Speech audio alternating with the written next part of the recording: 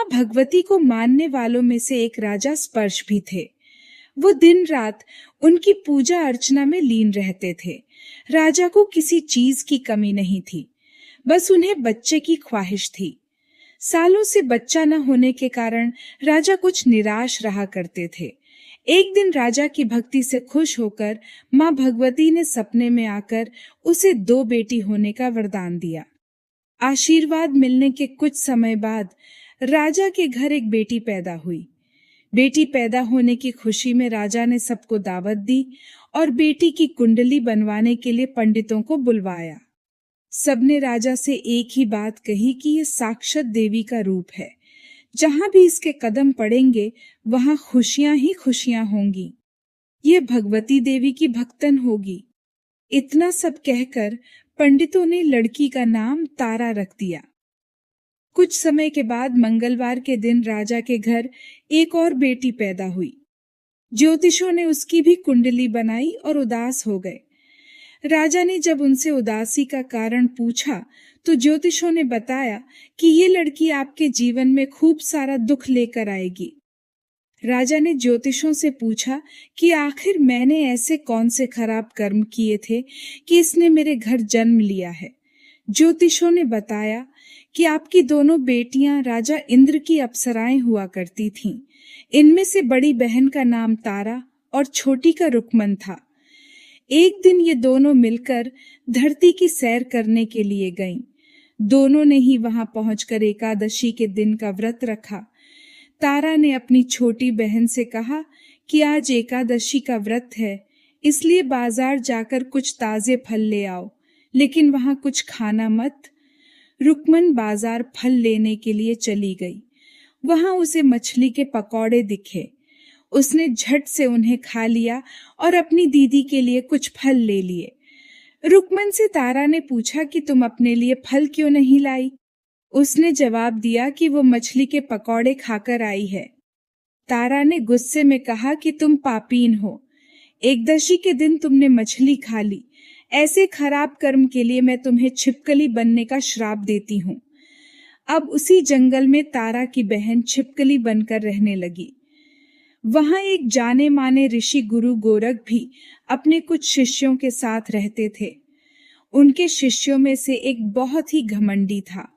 अपने घमंड के चलते वो शिष्य कमंडल में पानी भरकर एकांत में बैठकर तपस्या करने लगा। तभी एक प्यासी गाय वहां आ गई। उसने सीधे अपना मुंह उस कमंडल में डाला और पानी पी लिया। पानी पीने के बाद जैसे ही गाय अपना मुंह बाहर को निकालने लगी तो कमंडल नीचे गिर गया और ऋषि का ध्यान भंग हो गया।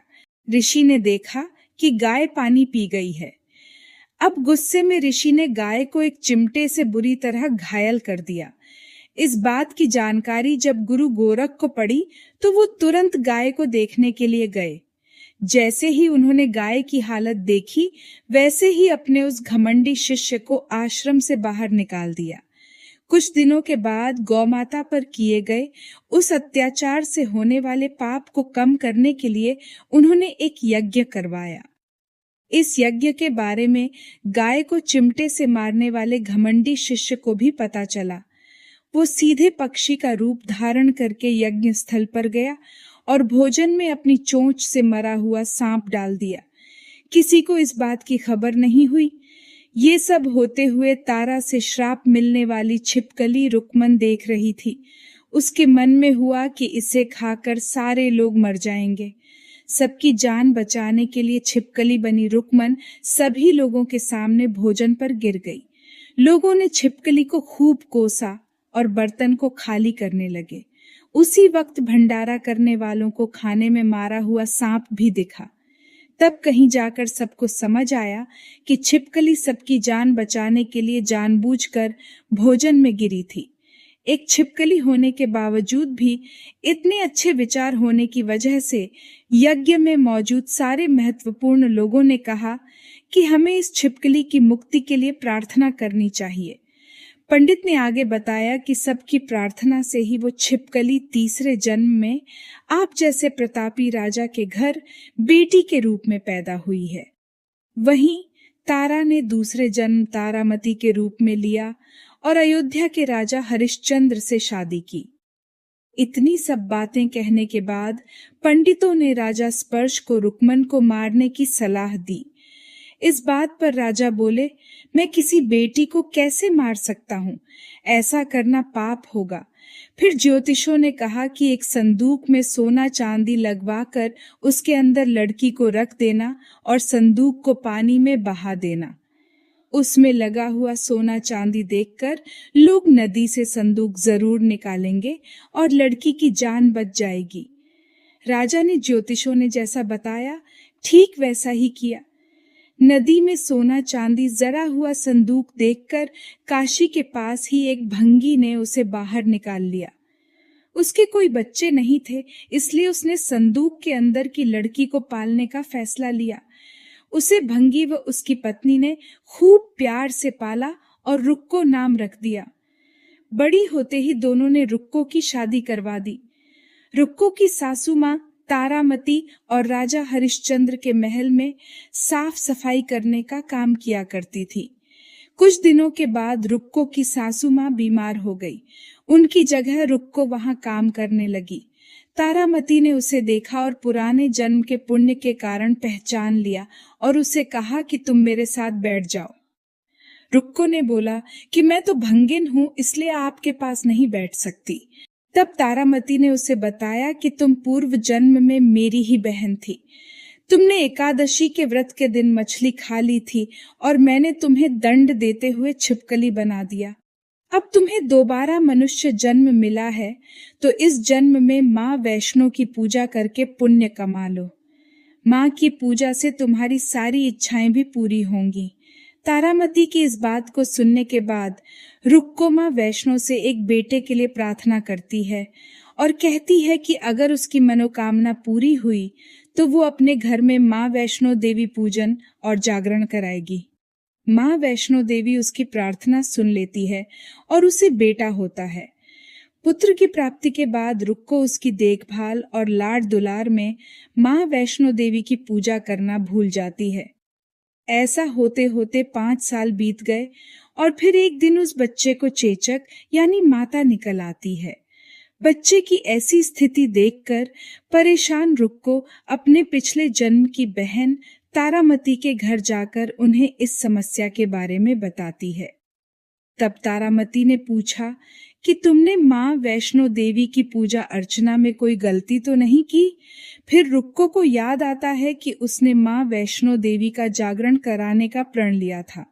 ये बात याद आते ही रुक्को को काफी पछतावा हुआ और मन में माँ से कहा कि बच्चे के ठीक होते ही वो अपने घर में जागरण कराएगी।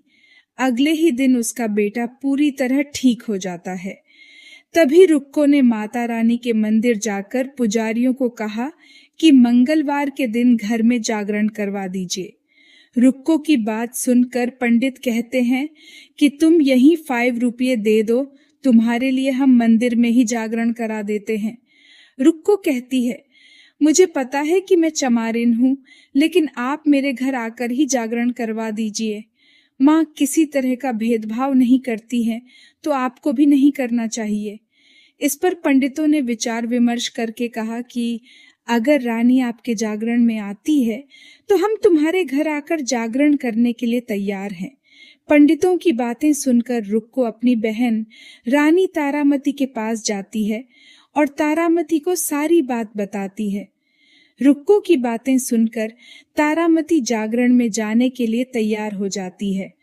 इस बात को बताने के लिए रुक्को जब पंडित जी के पास जाती है तब उनके बीच की बातों को सेन नामक नाई सुन लेता है। फिर वह राजा हरिश्चंद्र को जाकर सारी बातें बता देता है। राजा के मन में हुआ कि रानी को नीची जाति वालों के घर जागरण में नहीं जाना चाहिए। इसी वजह से वो अपनी उंगली काट लेते हैं, जिससे उन्हें नींद न आए और रानी जागरण में न जा सके। जब जागरण का समय होता है तब भी राजा को जागते हुए देखकर रानी मन ही मन माँ वैष्णो देवी से प्रार्थना करती है कि महाराज को नींद आ जाए ताकि मैं जागरण में जा सकूं। रानी की प्रार्थना के कुछ ही देर बाद राजा को नींद आ जाती है। फिर रानी तारामती रोशनदान में रस्सी बांधकर महल से नीचे आकर रुक्को के घर चली जाती है। इसी जल्दबाजी में रास्ते में ही रानी का रेशमी रुमाल और एक पांव का कंगन गिर जाता है। इधर कुछ वक्त बाद राजा हरिश्चंद्र की नींद टूट जाती है। नींद खुलने पर रानी को अपने पास न देखकर राजा उसकी तलाश में निकल जाते हैं। रानी को ढूंढते ढूंढते उन्हें रानी का रुमाल और कंगन मिलता है। रानी की चीजों को अपने साथ लेकर राजा जागरण स्थल पहुंचते हैं और एक जगह चुपचाप बैठकर जागरण सुनने लगते हैं। माँ वैष्णो देवी के जयकारे के साथ जागरण खत्म होता है और सभी को प्रसाद दिया जाता है। तब रानी अपने हिस्से के प्रसाद को झोली में डाल लेती है। रानी के ऐसा करने पर लोग उनसे पूछते हैं कि वो प्रसाद क्यों नहीं खा रही हैं। अगर आप प्रसाद का सेवन नहीं करती हैं तो जागरण में आए लोग भी प्रसाद नहीं खाएंगे। तब रानी बोलती है कि वह प्रसाद राजा के लिए था, अब आप मुझे प्रसाद दीजिए। फिर अपने लिए प्रसाद लेकर रानी सबके सामने उसे खा लेती है। रानी के प्रसाद खाते ही जागरण में मौजूद सभी भक्तों ने भी प्रसाद खाया। उसके बाद रानी महल के लिए निकल जाती है। तभी रास्ते में ही राजा उन्हें रोककर पूछते हैं कि तुमने नीच जाति के घर प्रसाद खाकर खुद को अपवित्र कर लिया है। तुमने मेरे लिए भी प्रसाद रखा है, अब तुम मुझसे मुझे भी अपवित्र करना चाहती हो। अब मैं तुम्हें अपने महल नहीं लेकर जा सकता। यह बोलते हुए जब राजा रानी की झोली को देखता है तब उन्हें प्रसाद की जगह गुलाब, चंपा जैसे अनेक फूल और कच्चा चावल व सुपारियां नजर दिखती हैं। इस चमत्कार को देखकर राजा हैरान हो जाते हैं। फिर राजा चुपचाप रानी को अपने साथ लेकर महल पहुंचते हैं। वहां रानी बिना माचिस के ही माता रानी के सामने दीप जलाकर राजा हरिश्चंद्र को और हैरान कर देती है। फिर रानी बोलती है कि माता के दर्शन करने के लिए बहुत बड़ा त्याग करना पड़ता है। इसके लिए आपको अपने बेटे रोहिताश्व की बलि देनी होगी, तभी माँ दुर्गा आपको साक्षात दर्शन देगी।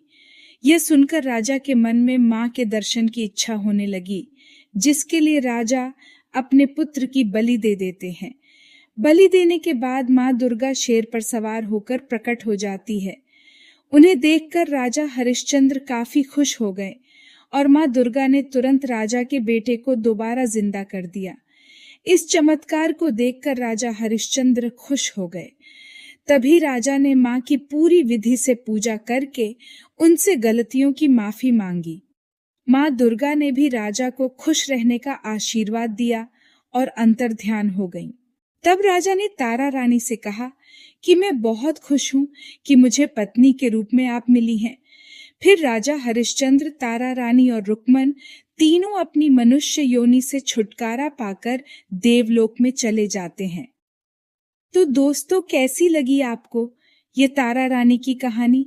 अच्छी लगी तो लाइक करें, शेयर करें और कमेंट करके हमें जरूर बताएं। जय माता दी।